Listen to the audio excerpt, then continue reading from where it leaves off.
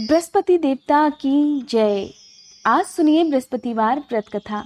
कथा प्रारंभ करने से पहले आप सभी से अनुरोध है, वीडियो को लाइक करके कमेंट बॉक्स में बृहस्पति देवता की जय जरूर लिखिएगा। प्राचीन काल में एक ब्राह्मण रहता था। वह बहुत निर्धन था। उसके कोई संतान नहीं थी। उसकी स्त्री बहुत मलिनता के साथ रहती थी। ना वह स्नान करती, ना किसी देवता का पूजन करती थी। इससे ब्राह्मण देवता बड़े दुखी थे। बेचारे बहुत कुछ कहते थे, किंतु उसका कोई परिणाम नहीं निकलता था। भगवान की कृपा से ब्राह्मण की स्त्री के कन्या रूपी रत्न पैदा हुआ। कन्या बड़ी होने पर प्रातः स्नान करके विष्णु भगवान का जाप और बृहस्पतिवार का व्रत करने लगी। अपने पूजन पाठ को समाप्त करके वह विद्यालय जाती तो अपनी मुट्ठी में जौ भरकर ले जाती और पाठशाला के मार्ग में डालती जाती। तब ये जौ सोने के हो जाते थे। लौटते समय उनको बीन कर घर ले आती थी। एक दिन वह बालिका सूप में सोने के जौ को फटक कर साफ कर रही थी कि उसके पिता ने देख लिया और कहा, हे बेटी, सोने के जौ को साफ करने के लिए सोने का सूप भी तो होना चाहिए। दूसरे दिन बृहस्पतिवार था।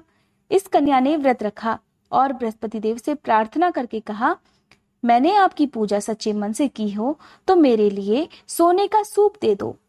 बृहस्पति देव ने उसकी प्रार्थना स्वीकार कर ली। रोजाना की तरह वह कन्या जौ फैलाती हुई जाने लगी। जब लौटकर जौ बीन रही थी तो बृहस्पति देव की कृपा से सोने का सूप मिला।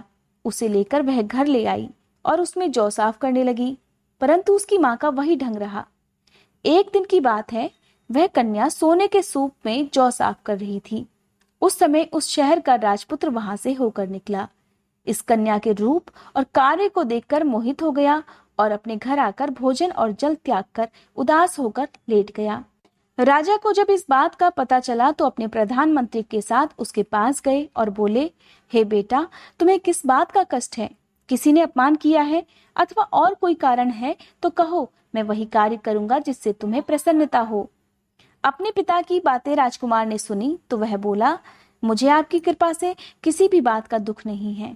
किसी ने मेरा अपमान भी नहीं किया है, परंतु मैं उस लड़की से विवाह करना चाहता हूँ जो सोने के सूप में जौ साफ कर रही थी। यह सुनकर राजा आश्चर्य में पड़ गया और बोला, हे बेटा, इस तरह की कन्या का पता तुम ही लगाओ। मैं उसके साथ तेरा विवाह अवश्य ही करवा दूंगा। राजकुमार ने उस लड़की के घर का पता बतला दिया। तब मंत्री उस लड़की के घर गए और ब्राह्मण देवता को सभी हाल बतलाया। ब्राह्मण देवता राजकुमार के साथ अपनी कन्या का विवाह करने के लिए तैयार हो गए और तब विधि विधान के अनुसार ब्राह्मण की कन्या का विवाह राजकुमार के साथ हो गया। कन्या के घर से जाते ही पहले की तरह उस ब्राह्मण देवता के घर में गरीबी का निवास हो गया। अब भोजन के लिए भी अन्न बड़ी मुश्किल से मिलता था। एक दिन दुखी होकर ब्राह्मण देवता अपनी पुत्री के पास गए। बेटी ने पिता की दुखी अवस्था को देखा और अपनी माँ का हाल पूछा। तब ब्राह्मण ने सभी हाल कह दिया। कन्या ने बहुत सा धन देकर अपने पिता को विदा कर दिया।